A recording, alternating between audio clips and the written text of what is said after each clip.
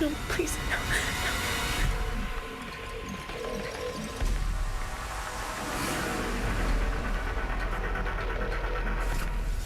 In all, police suspect that up to 25 people were killed by Leonard Lake and Charles Ng.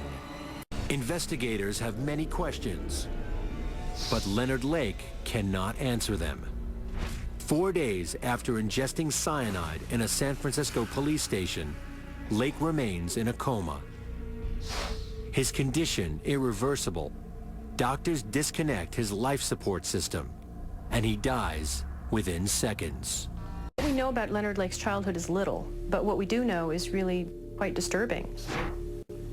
Apparently, his mother was rather promiscuous.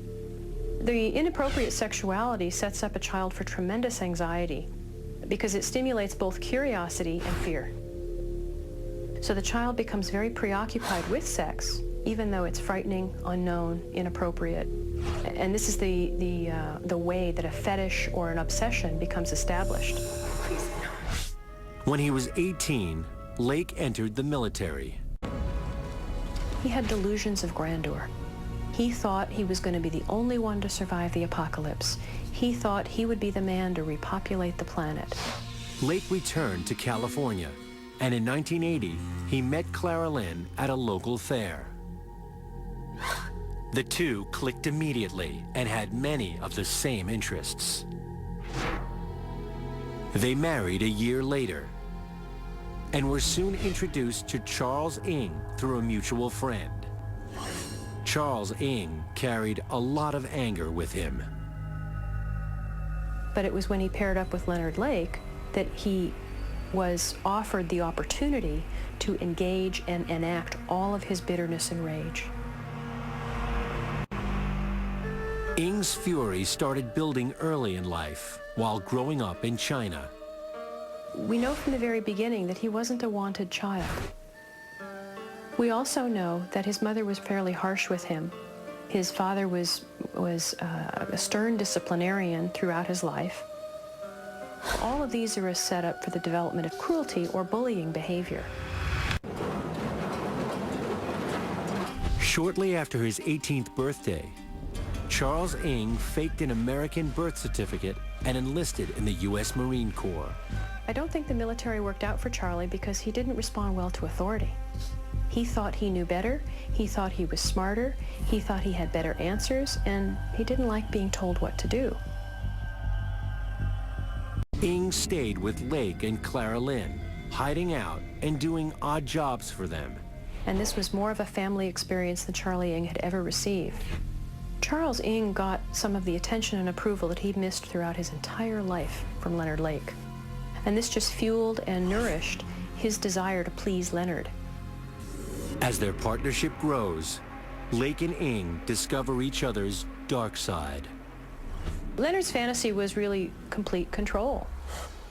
Charles had fantasies of being powerful. He had fantasies of being a ninja warrior or a special forces soldier.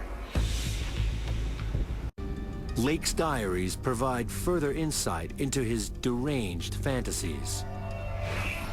Leonard Lake had kept a detailed journal over a period of nearly 2 years. In it, he referred to a book, The Collector.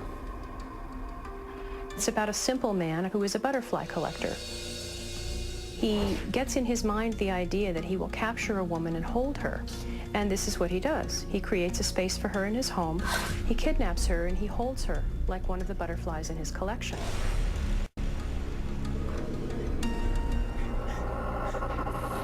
Lake discovered the book when he was a teenager. He became fascinated by the idea of enslaving women in order to control them. And because of his psychological makeup, he kind of latched onto this book as a manifesto. He referred to his writings and his plan later as his own manifesto. He called it Operation Miranda, named after the girl that was in this book. When investigators watched the videotape labeled Soliloquy, they realized that Lake used the bunker to carry out his plan. I want to be able to use a woman whenever and however I want. And when I'm tired or satiated or bored or not interested, I simply want to put her away, lock her up in a little room, get her out of my sight, out of my life. The purpose of that cell and the main purpose, hence, of the building will be the imprisonment of a young lady who probably at this moment is unknown to me. With Leonard Lake, we had both a sociopathic personality, which is someone who has complete and utter disregard for the rules, but we also know he had a very strong narcissistic component. His control and his obsession with making sure every element of the manifesto was met in a very specific way.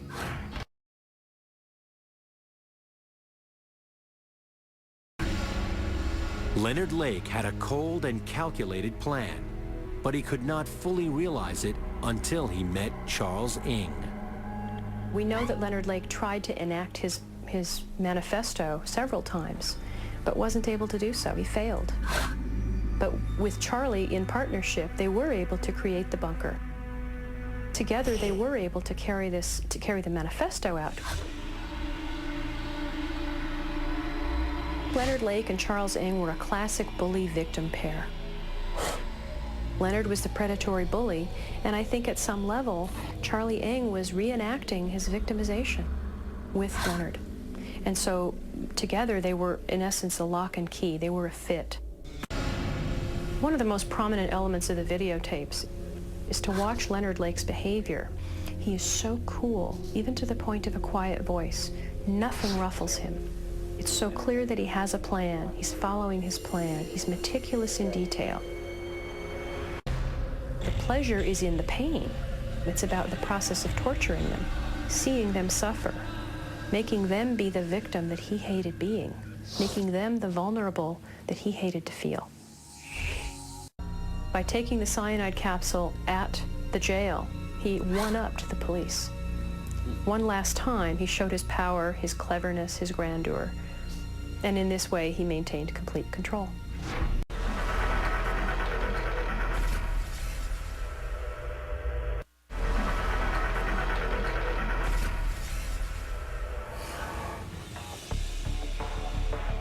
After suspected serial killer Leonard Lake dies, his partner in crime, Charles Ng, is still on the run in California. When Leonard Lake committed suicide and left Charlie on his own, for Charlie, this was another reenactment of the abandonment when he was shipped out to boarding school, of being left on his own again, and all he could really do was hightail it and run. On July 6, 1985, Charles Ng enters a Canadian department store. And he was caught shoplifting. I'm not convinced that Ng had an obsession with shoplifting. I think he thought he was really, really clever. And I think he thought he was smarter than the store clerks and the security guards. I think it's easy to label someone as a psychopath, but when you stop and you realize the calculations that these people did in order to accomplish it, they're not nuts. These people were able to calculate and to construe and to murder these people, and then to go to all the trouble that they did to attempt to dispose of the human remains. They're not people incapable of a cognitive process. I think what will be remembered of Lake and Ng is just the sheer staggering horror of their crimes. Most serial killers, of course, what they do is terrible and tragic, but somehow these people seem to escalate it to heights unprecedented.